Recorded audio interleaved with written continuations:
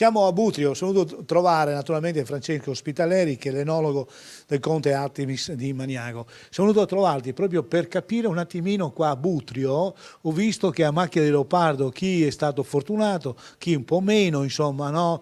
Chi ha avuto siccità pesanti, chi ha avuto la grandine, chi le piogge. Com'è andata qui nel conteato?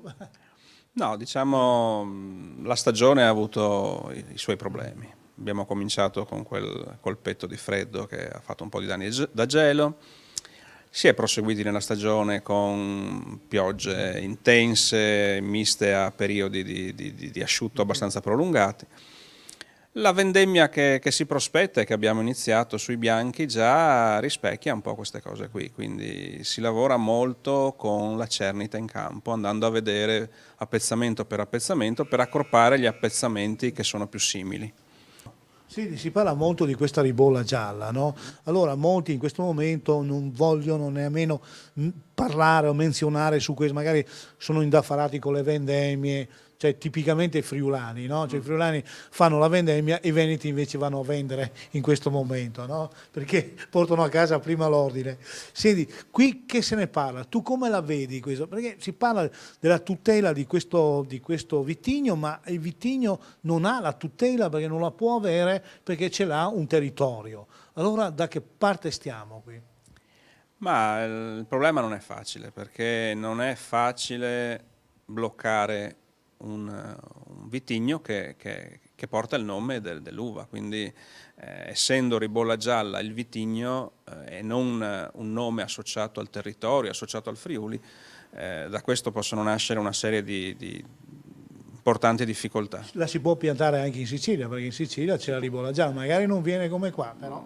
Magari non è attualmente tra i vitigni autorizzati, eccetera, però formalmente se uno decidesse di impiantarla in giro per l'Italia non ha formalmente Però molti ci avevano creduto insomma su questa, no? Questa tipologia di poter fare la tutela su un vitigno, no? Magari essendo tutti d'accordo, avendo tutti firmato, portando in Europa insomma, cioè una sollevazione popolare, magari potevano anche farla, cioè chiudere un occhio, no?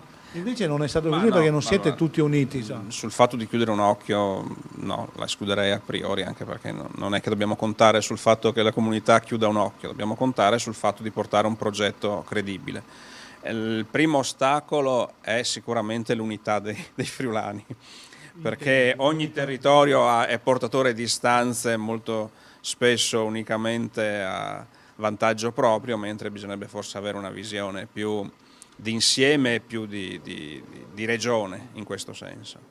Sicuramente la ribolla gialla per la regione è importante e dobbiamo trovare un modo per far sì che il lavoro speso finora nel produrla in un certo modo, nel proporla sul mercato in un certo modo, con una certa qualità soprattutto, su una certa fascia di qualità, non venga svilito dal fatto poi di trovarla buttata sul mercato in qualità e per prezzi decisamente inferiori. Insomma. Ecco, io ho ritenuto che non averla inserita nella DOC Friuli, è stato un grande errore. È stato un errore, sicuramente. Cioè, lo avevo sollevato qualche anno fa, però mi dicevano ma no perché va via da sola, avremo la tutela, si farà ferma, poi spumatizzata, insomma troveremo un escamotage, ma l'errore è stato lì insomma. Dai. Ma l'errore fondamentale è stato lì anche perché era interessante uscire con un nome ribolla che si associasse a Friuli.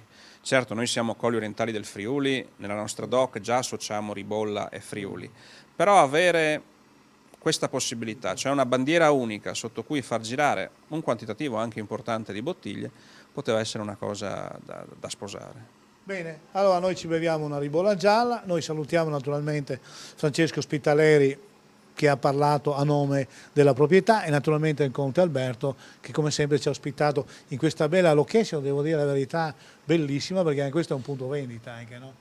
Questa, come si può vedere, nasce stalla, perché questo centro aziendale era un centro aziendale dove si faceva di tutto, è un edificio, è una sede della metà del Cinquecento. Però abbiamo deciso di valorizzare ciò che è stato, dandogli però una collocazione moderna per l'uso che l'azienda fa adesso, che è di fare vino.